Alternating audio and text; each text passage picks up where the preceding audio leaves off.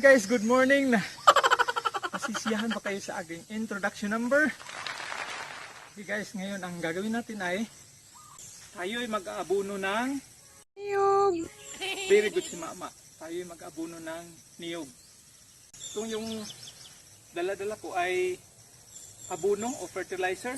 Ibigay sa PCA or Philippine Coconut Authority. So shout out po sa PCA. Maraming thank you. Napaka-simple lang itong gagawin natin. Tayo'y mag-aabuno ng dalawang paraan.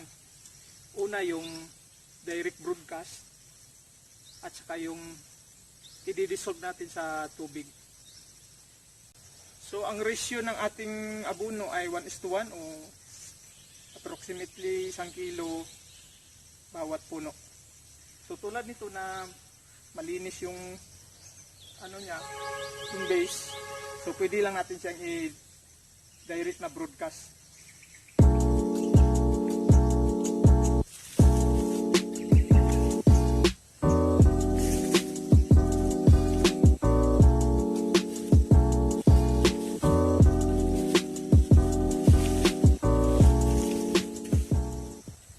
So yan, napakadali lang.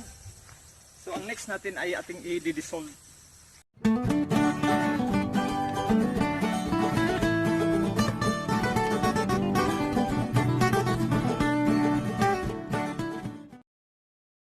So tulad dito na medyo maraming damo sa paligid, ito yung dinidissolve natin ang ating ilalagay.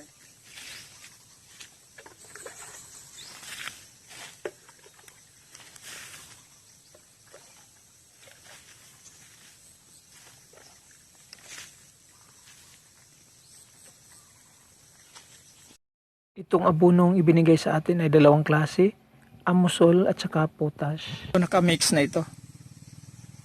Kailangan na kasi nating mag-aabono kasi may katandaan na tong mga niyog. Tsaka yung lupa ay medyo acidic na rin. So kailangan na ng pataba. Kikita natin medyo kukunti na lang yung mga bunga.